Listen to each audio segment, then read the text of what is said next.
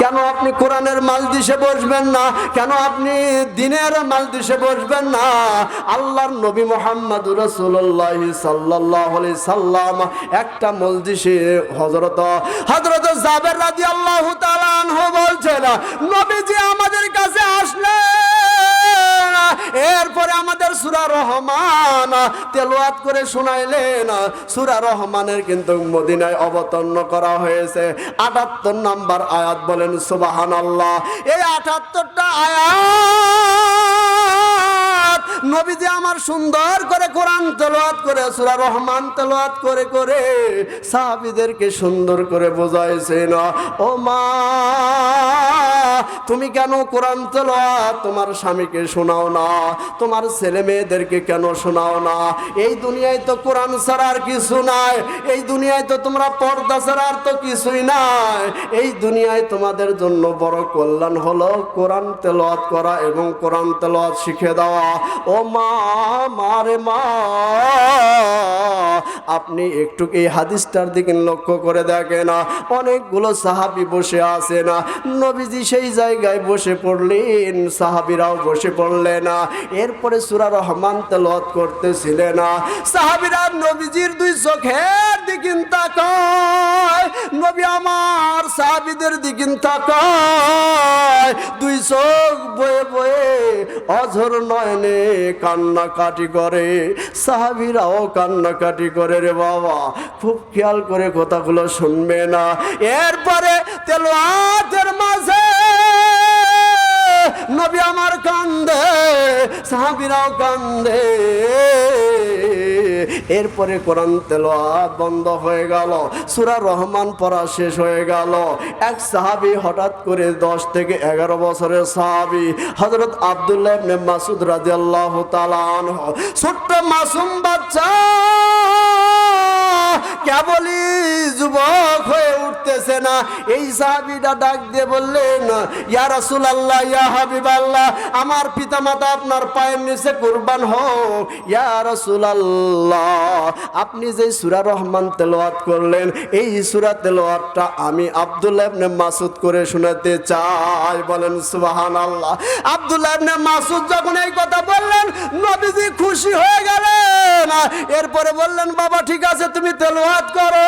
আব্দুল্লাহ ইবনে মাসউদ রাদিয়াল্লাহু তাআলা আনহু এইভাবে ধীরে ধীরে ধীরে ধীরে সূরা রহমান তেলাওয়াত করে ৭৭-৭৮টা আয়াতই পুরাটাই তিনি হেফজ করেছেন। বলেন সুবহানাল্লাহ।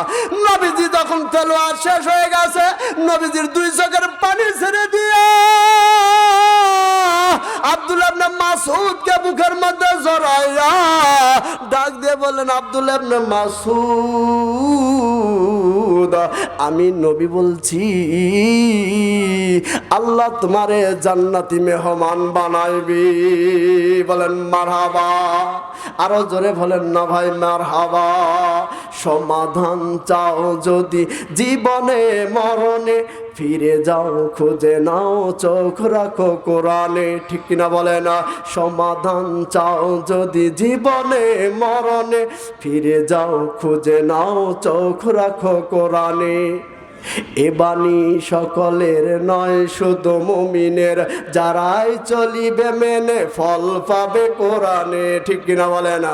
সমাধান চাও যদি জীবনে মরণে, ফিরে যাও খুঁজে নাও, চোখ রাখো কোরআনে। বলেন মারহাবা।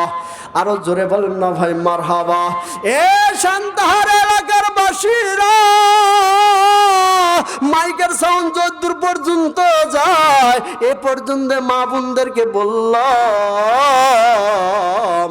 যদি তুমি হযরত খাদিজার মতন যদি কোনোদিন হতে পারো রে মা, ও মা, বড় আশা করতে হবে, বড় নিয়াত করতে হবে। ইন্নামাল আমানু বিন্নিয়াত। তুমি যদি নিয়াত করো, আল্লাহ গো আমি খাদিজা রাদিয়াল্লাহু তাআলা আনহার মতন আমলধারী নারী হতে চাই, আমি মারিয়ামের মতন নারী হতে চাই, আমি মরিয়মের মতন হতে চাই, আমি আয়েশার মতন হতে চাই, আমি ফাতেমার মতন হতে চাই, আমি রহিমার মতন হতে চাই। ও মা, তোমার দোয়া কিন্তু কবুল করে নিয়া ওই রহিমার মতন তোমাকে ওই ধরনের তাকওয়া নারী বানা দিতে পারে, ঠিক কিনা বলে না? ওই ধরনের পরহেজগার মা মতন কবুল করে নিতে পারে। আমার ভাইয়েরা, আমার বন্ধুরে, আল্লাহ পাক তোমাকে মাফ করে দিবে না, আল্লাহ পাক তোমারে মাফ করে দিবেন যদি তুমি ভালোবাসা দাও, যদি তুমি আল্লাহকে ভালোবাসো আল্লাহ তোমারে ভালোবাসা দিবে, ঠিক কিনা বলে না? যদি তুমি রাসূলকে ভালোবাসো, আমার রাসূলের ভালোবাসার কারণে তোমাকে আল্লাহ পাক মাফ করে দিবেন। যদি তুমি আল্লাহর কোরআনকে ভালোবাসো, আল্লাহ তোমারে মাফ করে দিবেন। বলেন সুবহানাল্লাহ। এ মুসলিমদের দিবে না আমার বন্ধুরে, আমি নিশ্চয়ই একটা ঘটনা তোমার শোনাই, দেখো দেখো, এটা ভালো লাগলে মেনে নিবা, অন্তর মধ্যে গেঁথে নিবা। দেখো দেখো যদি পারেন রে ভাই, এইটা আমাদের রানীনগর মধ্যে ঘটে গিয়েছিল। ও ভাইরা, কয়দিন বেঁচে থাকবা? আমিও মরে যাব, তুমিও মরে যাবা, তোমার কাফন হবে, তোমার দাফন হবে, আমারও কাফন হবে, দাফন হবে, আমারও জানাজা হবে, আমারও মাটির তলে 3.5 হাত জায়গায় কিন্তু থাকতে হবে। ছোট্ট একটা ঘটনা তোমাদের কাছে তুলে ধরতে আমার মাদের জন্য বললাম। দেখেন দেখেন, এখান থেকে কিছু শেখা যায় নাকি? ও মা, আপনাদের এই ঘটনা আপনাদের কাছে তুলে ধরতেছি, দেখো যদি ভালো লাগে। দেখেন না কেন, ঈমান নামের প্রখরতা, ঈমান নামের শক্তিশালীটা অন্তরের মধ্যে গাঁথা যায় কিনা দেখো। ও মা, রানীনগরের ঘটনা বলছিলাম। হঠাৎ করে সকালবেলা আমি রাস্তা দিয়ে ফজরের নামাজের পর কিছু ঘোলা হয়ে গেছে, একেবারে পরিষ্কার হয়ে গেছে। সকালবেলা আমি একটা রাস্তা দিয়ে আসতেছিলাম, 1 পা 2 পা করে আসতেছিলাম। এরপরে বড় একটা গোরস্থান দেখলাম, সেখানে আমি সালাম দিলাম, আসসালামু আলাইকুম ইয়া আহলুল কবর ইয়া দারুল মুমিন কওমিল মুমিনিনা। মুমিনদের উপর রহমত বরকত নাজিল করো, মুমিনের কবরের আযাব মাফ করো। বলেন মারহাবা। আমার ভাইয়েরা একটু লক্ষ্য করে শোনে না, ওই কবরের মাঝ দিয়ে হঠাৎ করে যেন আমার চোখটা চলে গেছেন। বলেন মারহাবা।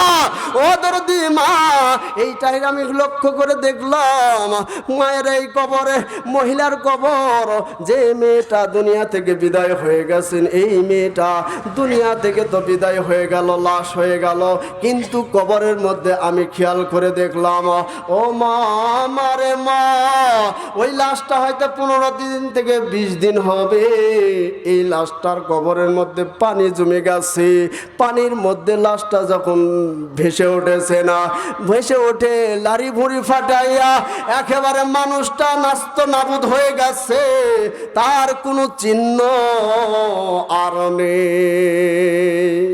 ও মা, আমারে মা, এই কথা আমি এই জন্য বলছি রে মা, এই লাশটা যদি এই ধরনের হয়ে যায়, তাহলে তুমি কিসের অহংকার করো, কিসের গৌরব করো, কিসের তামাশা করো, কিসের স্টার জলসা, কিসের বাজি বাজি বাংলা? আপনি তো মুসলিম মা, আপনি ওই ইহুদিদের পেট পিট ভাড়া দেওয়া ছবিগুলো দেখা আজকে মডার্ন সাজতিছ, আজকে তুমি তোমার পপ করতিছ, আজকে তোমার লোক পালিশ করছ, মুখ চোখটা সুন্দর করার জন্য কত রকমের মেডিসিন মাখতিছ। মারে মা, পার্লারে তুমি সাজাইয়া সাজাইয়া বিবাহর আসনে বসতিছ। ও মা, তুমি একবারও কি খেয়াল করেছ এইগুলো শয়তানের কাজ? এইগুলো হলো শয়তানি কাজ, হিজবুর শয়তান। শয়তানের অনুসরণ যদি করো, আল্লাহর কসম, আল্লাহর কসম, আল্লাহ পাক তোমাকে শয়তানের সঙ্গে জাহান্নামে নিক্ষেপ করবে। হাজিহি জাহান্নামুল্লাতি কুনতুম তুআদুন। বলেন আল্লাহু আকবার। আরো জোরে বলেন না ভাই, আল্লাহু আকবার। আল্লাহ পাক বলেন, এই সেই জাহান্নাম, তোমরা যারা দুনিয়াতে তামাশা করেছো, তোমরা যারা গান বাজনা করেছো, তোমরা যারা যাত্রা চালাইছো, তোমরা যারা মাদক তোমরা যারা ঘুষ খাইছো, তোমরা যারা পরের আল টানছো, তোমরা যারা হারাম খাদ্য খাইছো, আজকে সেই জাহান্নাম, এই জাহান্নামের মধ্যে দলে দলে দলে দলে তোমরা প্রবেশ করো। আল্লাহ পাক আরেক জায়গায় বলেছেন ওয়ামতাজুল ইয়াউমা আইয়ুহাল মুজরিমুন, আল্লাহ পাক বলছেন পৃথক হয়ে যাও, আলাদা হয়ে যাও, আমার মুমিন বান্দা বান্দি থেকে আলাদা হয়ে যাও। ঠিক কিনা বলেন? কথাটা বুঝতে পারছেন? মুমিন বান্দা থেকে আলাদা হয়ে যাও। মুমিন বান্দা কারা দেখেন, দেখেন শুনে আসে না। কদ আফলাহাল মুমিনুন, মুমিনেরা হলো দুনিয়া সফল, আখিরাতেও সফল। ও মা, মুমিন হতে হবে, মুমিন হতে হবে। দুনিয়াতে এক নাম্বার মানুষ তিনি হলো মুমিন। মুমিন বান্দা হওয়ার জন্য আল্লাহ সূরাতুল মুমিনের মধ্যে 18 পারার মধ্যে এই সূরাটা মুমিন নাজিল করলেন, আর ডাক দিয়ে বললেন ও মুমিন বান্দারা তোমরা সফল, দুনিয়াতেও সফল, আখিরাতেও সফল। তোমাদের জন্য আমার জান্নাত নির্মাণ, তোমাদের জন্য অনন্তকালের জন্য আমার জান্নাত তোমাদের জন্য ওয়াজিব করে রেখেছি। বলেন সুবহানাল্লাহ। মুমিন কারা? আল্লাহ পাক বলছেন আল্লাযীনা হুম ফি সালাতিহিম খাশিউন, মুমিনেরা এক নাম্বার কাজ করবে, ঈমান আনার পরে সালাতে দাঁড়িয়ে যাবে। মুমিনেরা খুশু খুজু নিয়ে সালাত আদায় করবে। মুমিনেরা